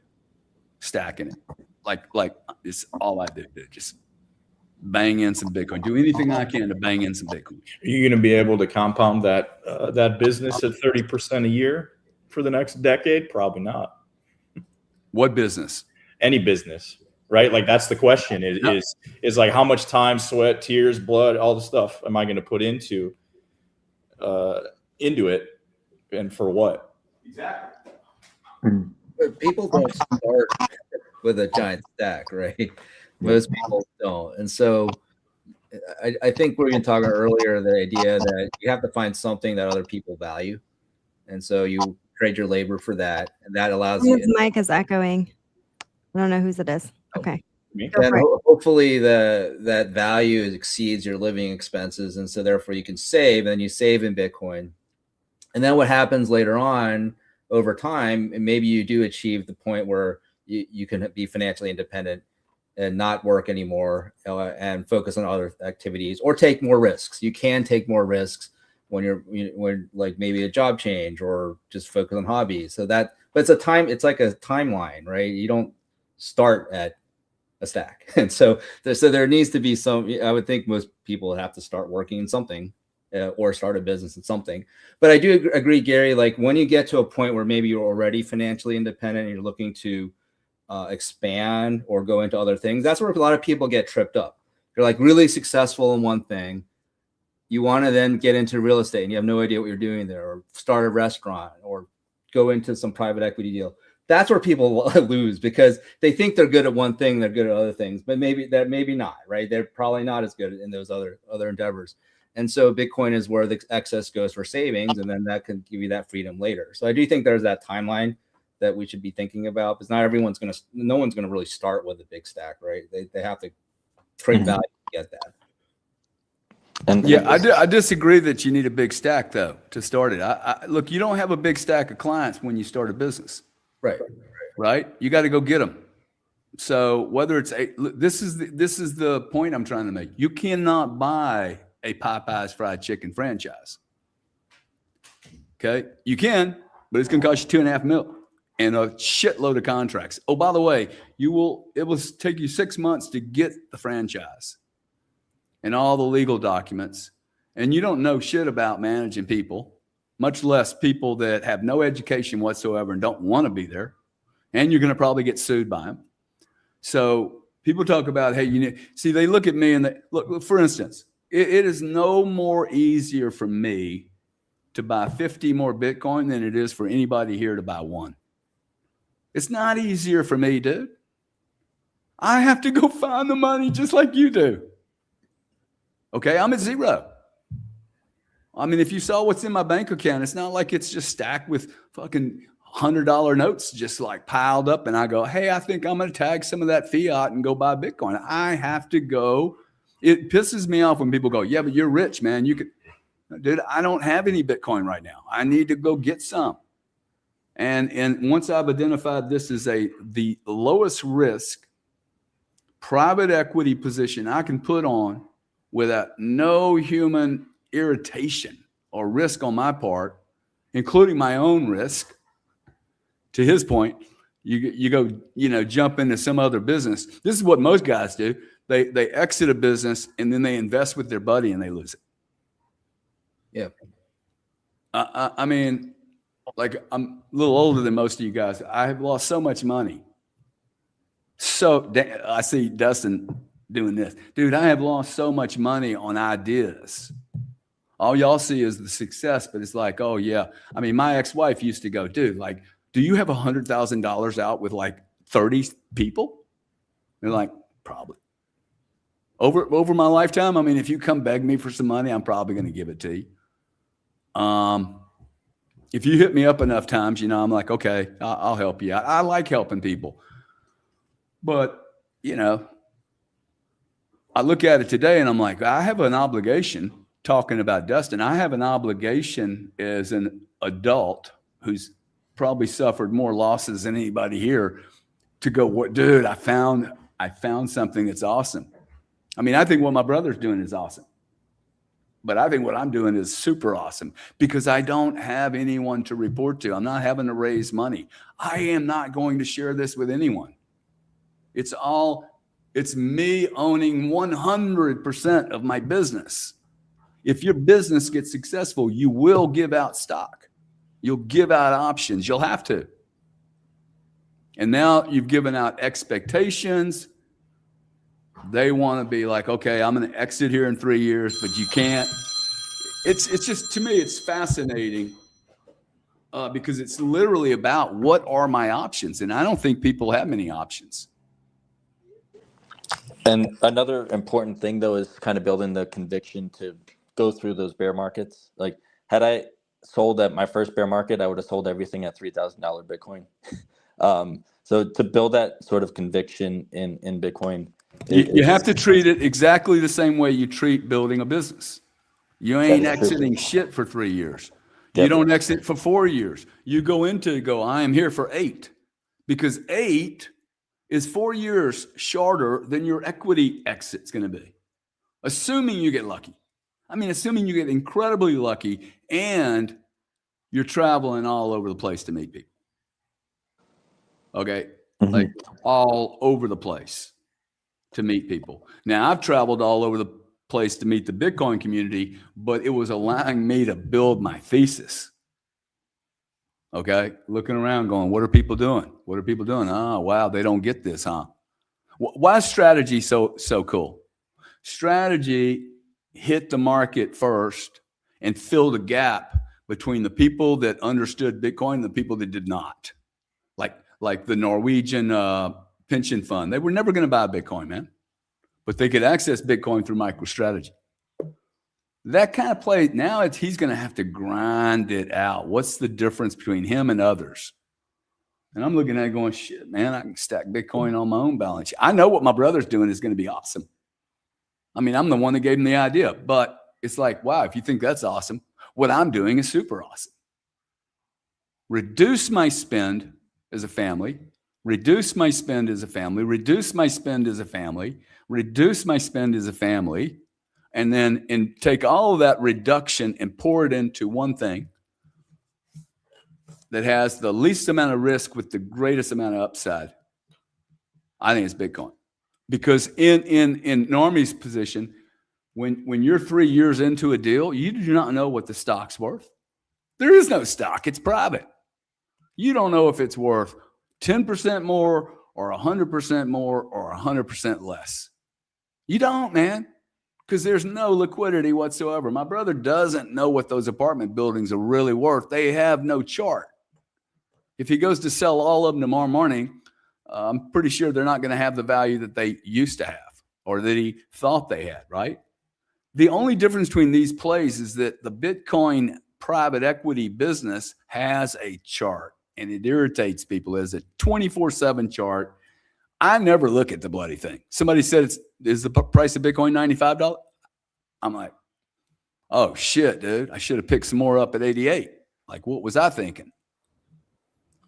Gary, I will say, Mike, and I'm used to doing that because I'm used to not knowing the value of these companies I'm building. Like I've got one right now that could be worth 100 million or it could be worth 30. I don't know. Go ahead. I will say that what's interesting about the timing of all this is in some ways with AI and robotics and all of that, it actually is as good of a time as ever to build a business over buying Bitcoin because of the capability that you potentially have as just like a single person. You know, you can hire a bunch of agents and remove all the human risk. You know, it's all on your shoulders as a, you know, every business owner is, but the capabilities now is just unbelievable with what you can do. And you don't have to deal with hiring marketing and design and all this. They work 24/7. So if you are, you know, if you're 18, 19, 20 years old and you're just like, man, what do I do with my life? you could build $100 million business over the next 5 years by yourself. And, you know, what are people saying? It's like, when is the first $1 billion business with one person? I mean, it's going to happen. This is the best comment I've heard about this. And I was wondering if it was going to come up because I agree with you. Mm-hmm. This would be the only thing that would draw me. Now, the problem is for me, I don't want to do that. I want to do something else. And I most certainly don't want to use AI to do what I'm trying to do. Mm-hmm. Right? So AI is actually not going to help me, but I do agree, dude, that if you're not going to do what I'm saying, dude, you most certainly should look at AI. I mean, there's free courses at Stanford. Dustin, like, there's free courses from Stanford. I mean, it's silly, but you're totally right, man. I think a lot of people are going to be doing that. And by the way, you don't need to build $100 million business if you own the whole thing. Mm-hmm. $30 million. Like, I think once you get to $20 to $30 million, like there's no difference between 20 and 30 and 300. There's a big difference between $1 billion and 300. Okay. You do stupid shit. But like you get to a point where it doesn't really matter. Mm-hmm. The thing for the young guys, all these people, everyone is that you need enough for a cushion. When I started realizing this was the more I got my stack, the more I felt like my family, me, everything I do had like this inflatable, I had I removed gravity in some way that it's helped me kind of float over all the friction points. And I'm extremely convinced in my thesis. Because I've done a lot of these things, it's almost like writing a book and going, hey, this is what I think. And when nobody can really knock the thesis down, I'm like, I'm pretty sure this is correct. Oh, it takes the unknown out of it. Everybody spends so much time preparing for the future and the unknown of what their life looks like, and you can pretty much throw that to the side once you understand Bitcoin, and that's the beautiful thing about it. So I think AI just accelerates the money printing, because what it does is it creates deflation, and in a debt-ridden society, you have to print. You cannot actually pay back your debt and plus interest if there's deflation. So that just forces even more money printing, which is the Cantillon effect, and that's a good macro thesis for Bitcoin. So, because I have friends who are talking about, well, we're going to be entering into a deflationary world because of AI, but I'm like, well, there's the other side of that. You can't have deflation when you have a lot of debt. So that actually could actually trigger just a lot more money supply, even though conceptually, yeah, AI should actually make things cheaper in theory if you have a stable money supply. Yeah. And one of the first events I went to at PubKey was a Lightning event, and it was more geared towards generative AI, right? So the premise was people would contribute their computational GPU power towards this AI, and you'd pay this AI over Lightning, and what it would do is pay out the other computers in sats, right? So in real time, pay out the sats. It would do the creative project, and real time payout. So that is definitely much closer than a sort of like pipe dream. So it's definitely an interesting future where AI and Bitcoin get integrated. As always, Bitcoin always benefits the most. Yeah. AI productivity goes straight to Bitcoin, ultimately. Well, it makes sense that that AI uses some type of digital currency for transactions. So maybe that is Bitcoin too, right? I think that's another aspect to it. So not just from a finance angle, but it becomes the currency of AIs and agents working together with people. So I love the point that Mike made, and Gary, you've been talking about. Teddy Roosevelt at the turn of the last century ran on trust busting and breaking up monopolies. I think we're going through a transition period where a lot of these monopolies are fixing to be decentralized, which means there's going to be a world of opportunities. Because when Mike said there's never been an opportunity like right now for you to build a business, to go out, earn income, and then retain the wealth if you listen to what we're talking about here, right? The wild part of this is that person who builds, like the single person who builds $1 billion, he's going to be able to keep it because he's almost certainly going to be a Bitcoiner, because you're not an idiot if you're going to single-handedly make $1 billion, right? So the opportunity, like I'll admit, when I hear Gary talking about all of the like cruises that you take building, like I'm living it right now because I want to remake payments, right? Like I focused on a single thing that I think is monopolized and is vulnerable, and attacked the way that I could go build it. And I've laid out a bunch of them. I think there's media opportunities in the same space, right? That media is such garbage right now. Social media, traditional media, right? Somebody is going to figure out a way to make a shit ton of money by getting people just to report the news again in a way that is not completely sold out and bought off. Like somebody is going to crack that code and do something like absolutely incredible. And I think that those opportunities exist in almost every aspect of life.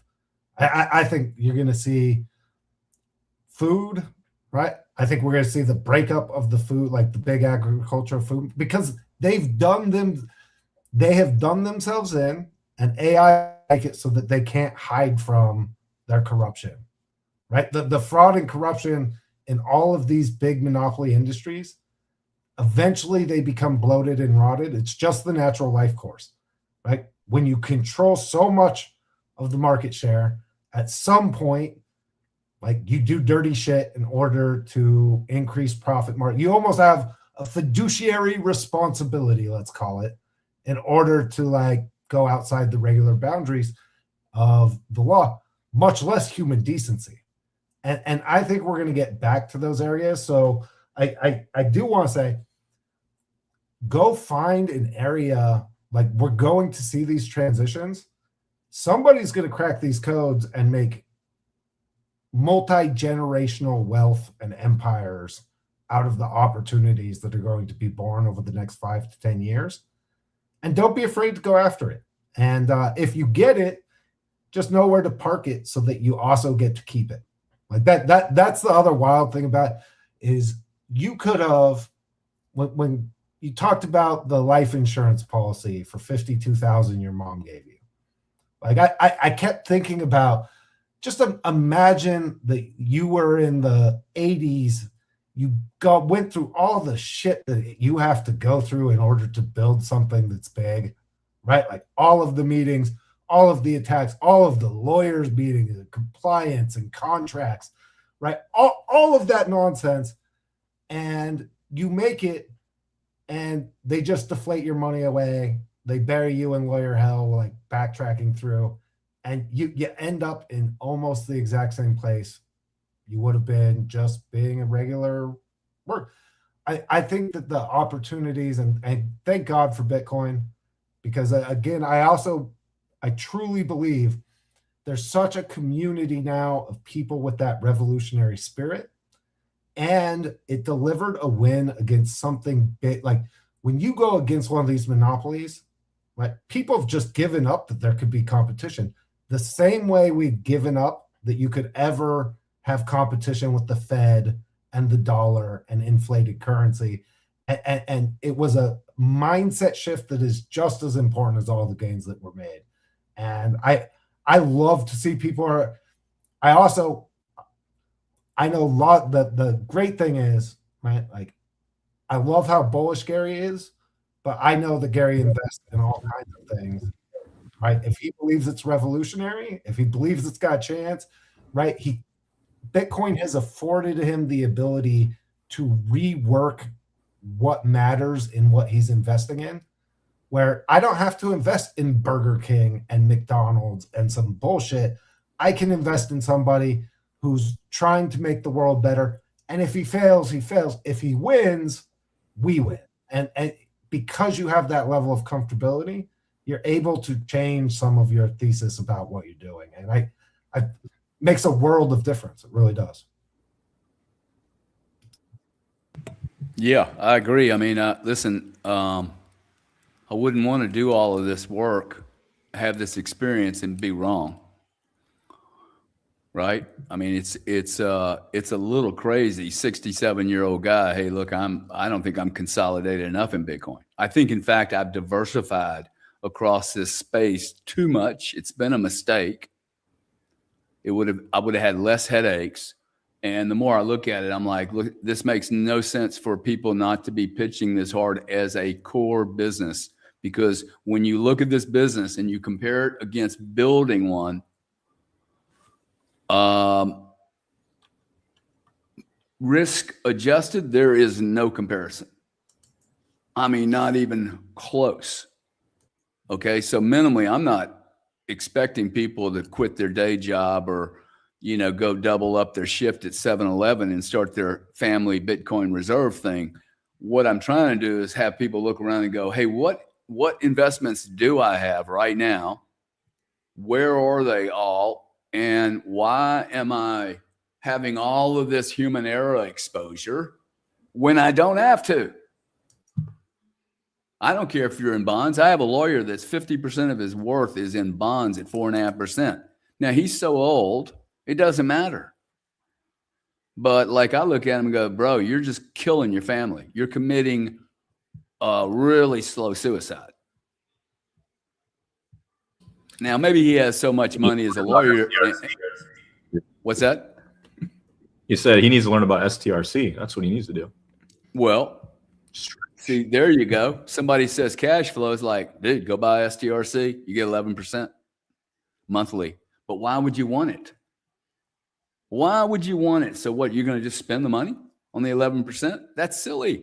That's not what you do in a business. That 11% would keep rolling into that business. I have never taken a salary building businesses. I'm rolling the money into next month. I'm not like, if I'm lucky, I've got some revenue that's flowing over the cost window, and I'm actually able to reinvest that money. People are doubling down owning businesses, constantly doubling down, barely taking enough out for themselves. Don't want to go on holiday with their family because they're like, dude, if I could put this money back in the business, we'd do better. There's just the more I think about it, I think I could have 30 people on here. They're like, you're not going to convince me this isn't a genius idea. And I probably should write a book about it because so many people are like, hey, that's crazy, man. Really? That's crazy. If I was mining silver, you guys would be investing with me. If I could tokenize silver and I'm out there with machines and shit, you guys would be like, wow, Gary's building the silver business. I would get more investors. Hey, I'm going to take it public. Right? So I look at every one of these, where am I putting my energy for 6 hours a day, 4 hours a day, 8 hours a day? Where am I putting my energy, and am I getting a return on it? And like, I love the idea that I'm storing energy. I love that idea, and time, by the way. I'm actually, time. I mean, you can't get into an investment other than equities where you can get out. So it's gambling at that point. Now I'm like, okay, I'm going to go pick a stock. I'm going to pick a bond. I'm going to pick something, right? Well, compare it to Bitcoin because it's not even comparable. It's the diversification lie. People diversify because they don't know anything about what they're putting money in. That's it, dude. It's the only waste of time. It's a waste of time. And it goes against how people live their regular lives. For instance, Dana, how cool is it for you to meet a really cool rich guy? And he's like, yeah, but I diversify my chicks. That's my strategy. Well, to each his own. Yeah, but not for you though, right? You're not going to invest in that cat. So not my style. Yeah. So what's your opinion on strategy then right now?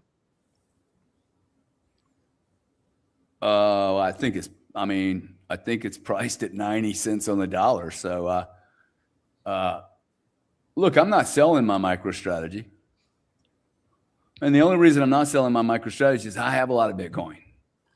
But I should. The advice I'm giving people is, hey, you don't have enough Bitcoin yet. Like it is a real business, okay? And everyone's looking at it going, that's not a business. It is absolutely a business. It just doesn't have a lot of moving pieces. And it doesn't require you to go to a bunch of stupid meetings. And you're not going to look real busy. People are going to make comments, wow, he's just painting. Dude, it's okay. I'm not spending any money. Okay? $100 for a canvas. I'm not spending any money. I am investing in Bitcoin. Right? Like that can be a business, man. Now, I could go invest in Chevron. I could. I think they're probably priced too low. They're up 10% this year. Nothing. And energy is required for all AI. There is no energy. There is no AI without the energy. And I look at it and go, wow, why would I buy ExxonMobil or Chevron? I mean, they're going to do well if we just beat the fuck out of every country and take all their resources. But if I want to store energy, I can't store energy for anything less than 30 cents a month, a decatherm, a $3.50 product. I have to spend 30 cents a month to store. I can store Bitcoin for nothing a month. It takes me about $4 to $5 to store oil on tankers a month, $60 product. 4 months, $20 on a $60 product. Price better go to $80.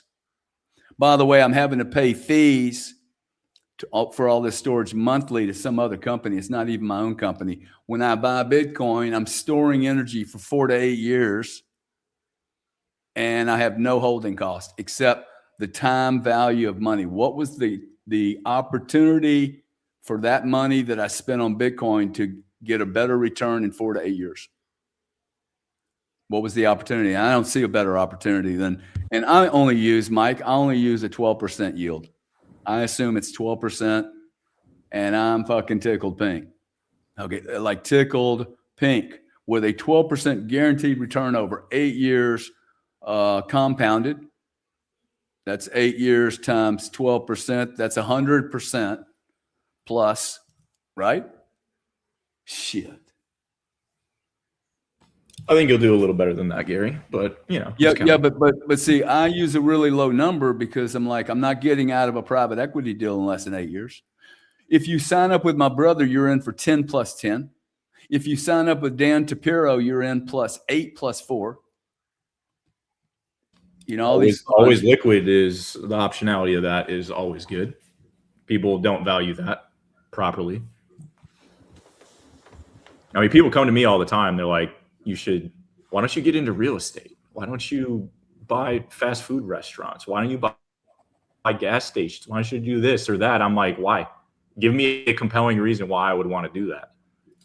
Why would I want to manage hiring people? Like I left corporate because I hated dealing with people and I don't need to deal with them. Like this, I don't need to attend the meetings. I don't need to take on all the risk that everything else has. It's just, it's a no-brainer, which is why the ability to do this yourself, going back to the AI, is like really the only viable option today. Like, take on the ownership, the responsibility, the accountability for yourself personally, but like do that for you and see what happens. But beyond that, why put all that risk and all the unknown into other people's hands and then have to deal with it? Most people suck at managing people. Like when you're a business owner, you become a manager of people. Like you're not really running the business. Like that's what people don't understand that. And especially when you're trying to grow it, you're trying to hire people, you're trying to really expand it because you're not getting the returns that you want. It flatlines, it goes down, revenue is not where it needs to be. It's like, well, you could have just done the simple thing and just put it all in Bitcoin and it does it for you. Like, when you really break it down, it's just such a no-brainer, and people just need to think about things differently into this world that we're going into. I think if you do an inventory and you go, hey, look, I'm building a business, I'm working for someone, and there's a Bitcoin opportunity, and you do a SWOT analysis, strengths, weaknesses. What's the other AT stand for? It's opportunities. Yes. If you just do an analysis and you really start looking at things like, wow, this is very, very fascinating. When the whole list under Bitcoin's like, wow, there's just there is no HR department. Like everything I ever do, it gets big. And as soon as HR shows up, I'm like, I'm out of here, dude. Get me the fuck out of here. HR is going to destroy this company. They're going to immediately come in and go, Gary, you can't say that with staff. They fucking love it when I said it when we were building it. Now we got a bunch of mediocre little marshmallow people, and they're like, oh, I'm offended by the word fuck. It's like, bro, it's my business, okay? How about get the fuck out? Oh, you can't fire him. I don't like his attitude. You can't fire him, Gary, for his attitude. Yeah, I can. It's Florida. Right? But then people get all freaked out like, wow, he just fired him because he didn't like his attitude. Yeah, I didn't like his attitude. It's a loser attitude. I don't need losers around me. I wouldn't let a loser come in. Mike's a great baseball player, but he's a complete asshole. I'm building a baseball team. Mike, get the fuck off my team, dude. I don't care. You're destroying the rest of the crew. This is stuff I do not have to deal with, man. Especially if you know how to blow businesses up. I'm like I know how to blow these businesses up. And I'm like, wow, why do I want to take 4 trips to Dubai to develop this idea? Why do I want to get into an energy project that's going to last 8 years? Let me go build a nuclear power station. 12 years. Regulatory risk out the ass. Risk reward. See, that's the deal. Risk reward and a return. Risk reward and a return. There is no better investment thesis than Bitcoin. And the only hair on it, I think the only hair on it is that it has a chart 24/7. I literally did not know the price was 95 grand. Like, see, but I'm a mature investor. I'm not in this for 4 minutes. I'm in it for 4 to 8 years, man. That's when I came in. I'm like, oh, I'm here for 8 years, dude. The return's going to be obnoxious. And I mean the return of the money in any kind of farm that you, some people will go, well, you're measured in dollars. Yeah, I am, dude. Okay, I'm a bad person. Okay, I think dollars are going to be around for a while. And if I price it in gold and silver, it's never been cheaper.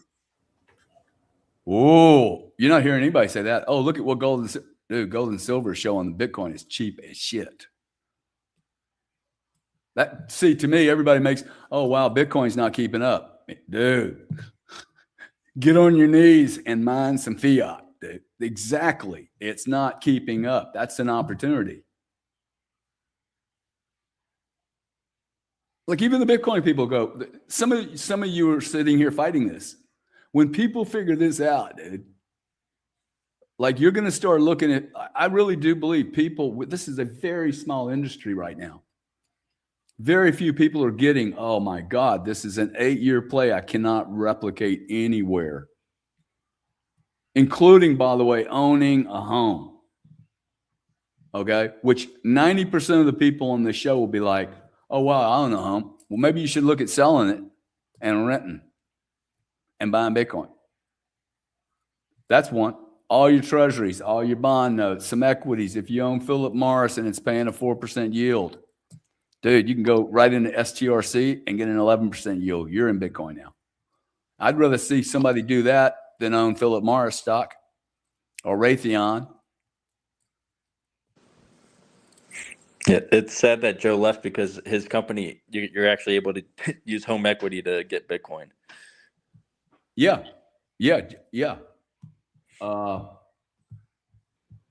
And listen, there are going to be people that build businesses anyway.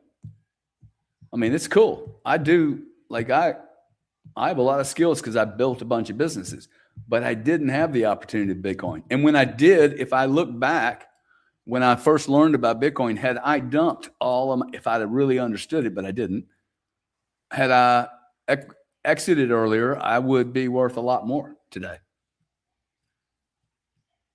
And for me, I look at it and go 4 to 8 years. Wow, I'll be 70 plus. This is a good play, man. Risk adjusted. It's awesome. I just don't have enough. I still am not heavy enough because I still live in the fiat world. I've got shit that's tied up in that world.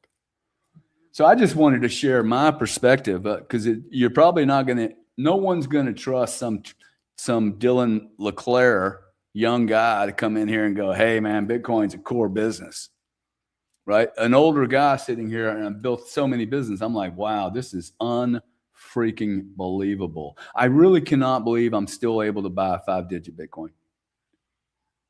Really, with this mindset, I'm like, my God, this is so amazing.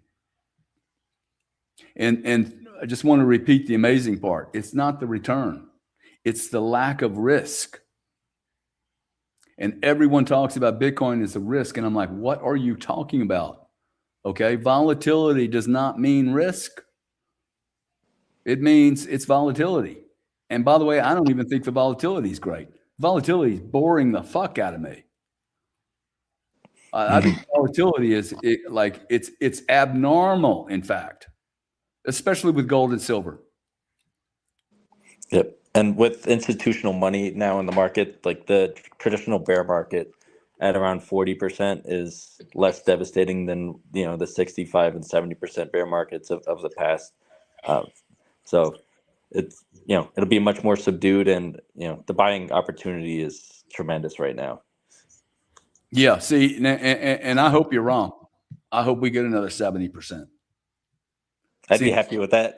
That's how convinced I am. See, see, most people would look at that and go, wow, that's crazy. Yes, I would love a 70% retracement. Absolutely, man. Remember, when I'm building a business, let's say I'm in the MoonPay. Okay, I'm building MoonPay.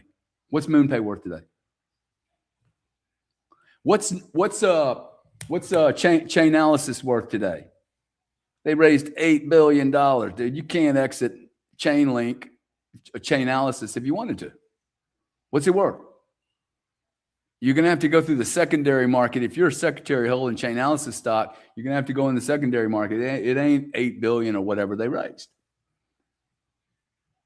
I know, because I've been in these companies where I got all this stock and I probably left $100 million worth of stock with the company that I left at 40. They're like, hey, what are you going to do with all these options? I didn't tell them. I'm like, I think they're worthless, man. They're so far out of the money. Who cares? Sold all my stock at $54 a share. And 6 months later, the stock was at 75 cents. 75 cents, 54 to 75 cents. And the point I'm trying to make there is anyone that's in that position, you are so concentrated on one trade. And then you look at a guy like me talk about Bitcoin, you're like, well, that's crazy. I'm like, no, what's crazy is what you're doing right now, because you're so consolidated in human error risk. Dustin, how stupid is this? Wildly, almost as stupid as the fact that it's 7 p.m. and the other side of the world is waking up. I have to take some of those meetings you hate so much. So Dana has been almost eerily quiet this episode. So Dana, I think it's time for poker night. Like, we're overdue for that too, by the way. Let's do it. What are we gonna bet though if everyone just owns Bitcoin? Gary tried to bet a whole Bitcoin. You're muted. No, we bet fiat. We ain't. No, you bet Dustin's car.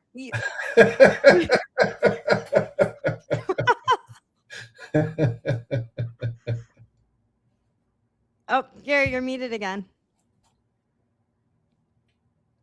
Well, Dana, I think Dustin was trying to tee you up for closing comments. Yeah, I really appreciate you guys all coming on.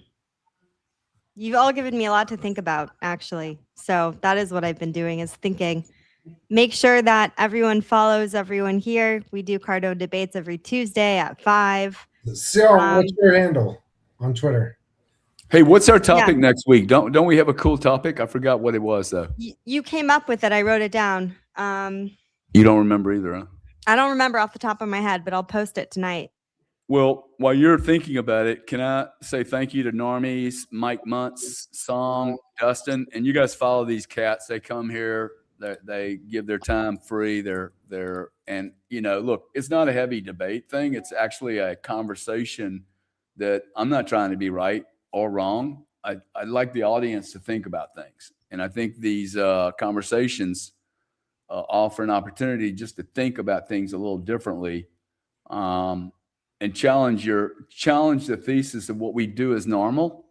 Like Mike said, we are moving into a world that is not normal. We've never been there. We're moving into like robotics, AI, digital everything. And to see the world moving into digital planet Earth, and not to look at this digital opportunity and go, I want to be an analog or I want to be in a digital world. Where am I going? Because I'm pretty sure we're moving to a digital world. I am never going to listen to another 8-track tape ever in my life. Dustin, thank you, buddy. Appreciate you being here. Dana, why don't you end us out? Yeah, everyone follow everyone here. Mike, Sung, also awesome to meet you, Sung. Shambles, Gary, have a good night. Thank you, guys. Not taking your meetings. See everybody. It was great. Take care.